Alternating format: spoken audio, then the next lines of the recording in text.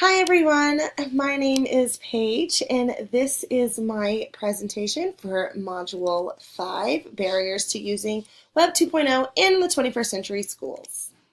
So basically this article was all about how, schools, we're in the 21st century, we need to use technology, we need to integrate technology into our classrooms, but sometimes there's some barriers that come along with integrating technology into your classroom.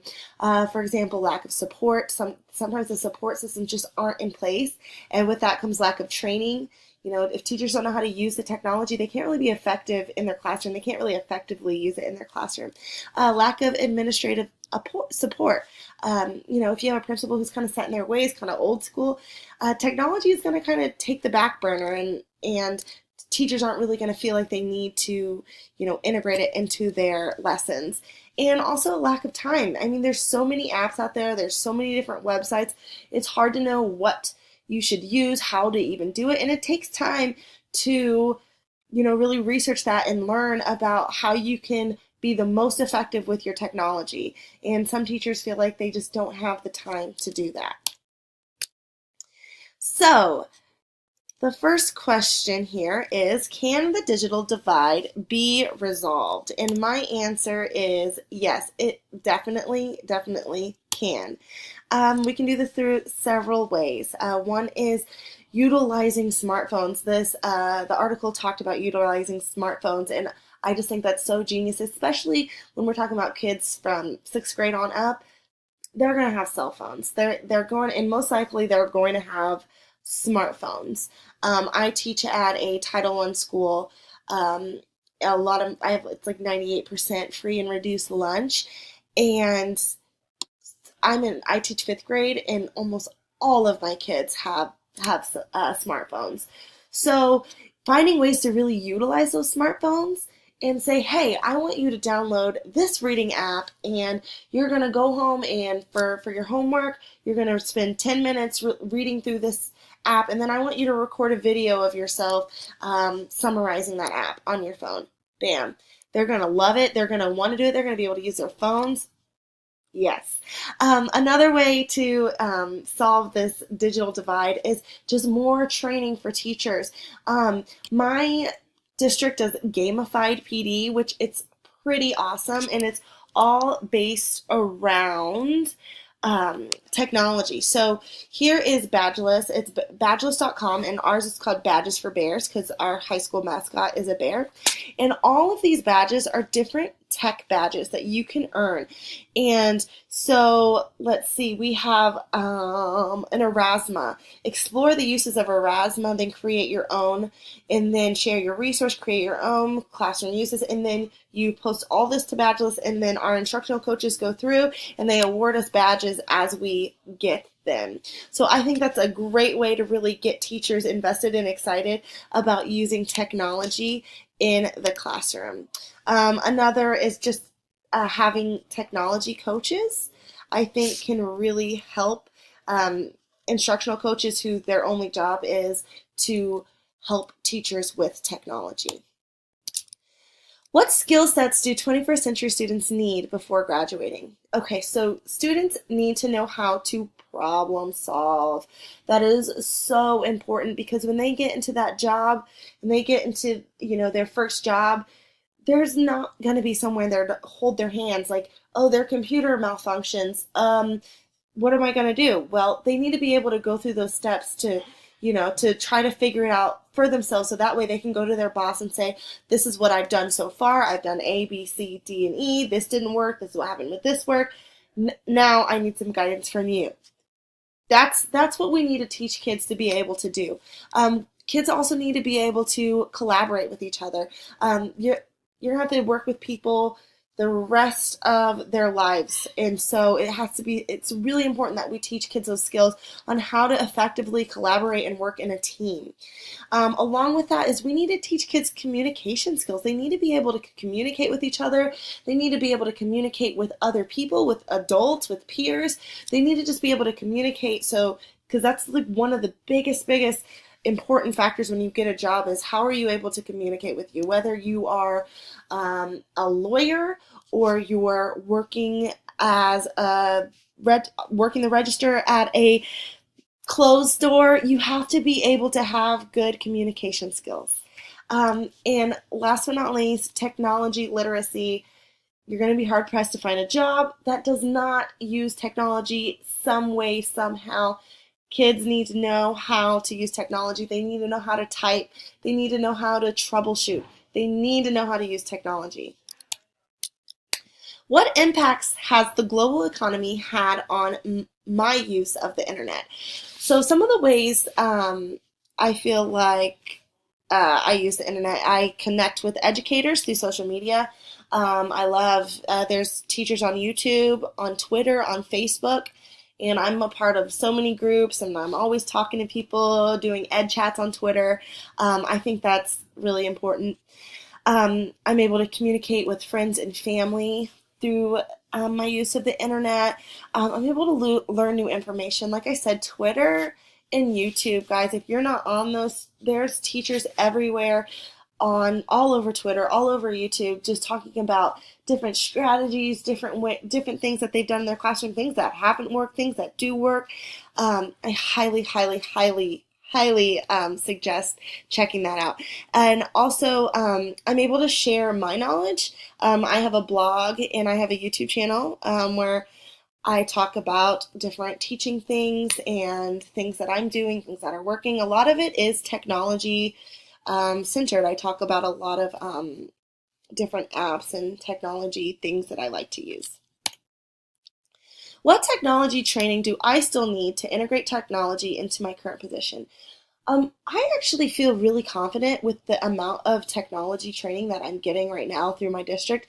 I think my district is one of those districts who's kind of like ahead of its time with how much we are integrating technology in our classroom and the resources that are available to us and the coaching that we receive. I mean, we have Appy hours at our school, every third Monday of every month. Every third Monday every month, and where basically teachers just share different apps that they're using. We have a technology instructional coach. So not only do we have our grade level instructional coaches, but we also have a technology instructional coach, someone whose sole purpose is to help you with technology in your classroom, which is amazing. And we also have cohorts. You can join a technology cohort and you meet with them during professional development days, and you talk about different things with technology. So while I don't think that I know everything about technology at all, there's so much to learn. There's so much that I want to learn. I feel comfortable with the amount of training that I'm getting. Like, I know that I'm gonna be, I'm gonna get to where I want to be with the amount of training that my district is giving me. Is my school equipped with 21st century technology? Yes, we definitely are. 2nd through 12th grade is one-to-one iPads, and 6th through 12th can take their iPads home with them, which is huge. I think that's so important that they actually can take it home with them.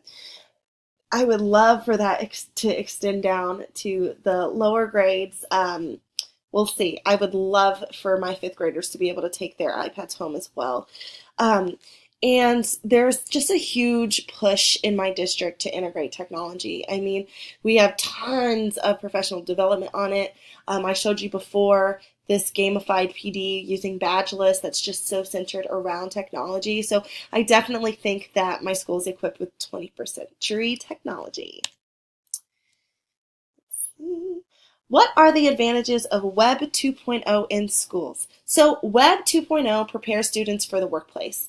It allows students to have the necessary skills in order to be successful, whether they're in a job where they're doing data analysis, whether they're just inputting data, whether they're working a cash register. It allows for kids to be tech savvy. It allows teachers and students to collaborate outside of the classroom. So especially with like 6th through 12th in my district, how kids can take their iPads home, like students can be interacting with, like, through Seesaw or Edmodo with their teachers even when they're at home. And not only just with their teachers, they can interact with students among just anywhere. They have access. So my class, we blog on Seesaw. Seesaw has a blogging option, and I've actually connected my blog with another blog of another school in my district, and my kids are able to go over to another class's blog and leave comments, and they're able to come and leave comments on my kids' blog post, which I just think is amazing, that collaboration. It allows for authentic learning. I mean, there's so many ways that you can use technology to really have authentic learning going on in your classroom. It allows for flexibility and differentiation. I mean, you're able to set a kid up with this app, and he's practicing this skill, and this kid is doing this with this skill, or there's some services like Success Maker that is individualized learning based on like a placement test based on what those kids need. They're going to be on the same app, but doing totally different things. What are the disadvantages? It's really hard for me to think of disadvantages because I'm just like, I'm gung-ho when it comes to technology. So I really racked my brain. One, it's expensive. The school might not have the resources to get one-to-one iPads or even an iPad cart. Teachers are using technology for babysitting sometimes. I mean, we all know, those times, and maybe we're even guilty of doing it. Like, we really need to get something done on the computer. Maybe we have to input grade, so it's like, oh, here, get on this game real quick for 10 minutes. And that's 10 minutes that they could be doing something really effective with the technology. So, sometimes technology is used as a babysitting mechanism. And untrained teachers can sometimes waste valuable class time messing with technology. And I say that because I have done it. There's been a time where I had no clue how to use an app, and I really wanted to use it, and then I ended up wasting like 30 minutes because we couldn't figure it out, and that's just 30 minutes that you don't get.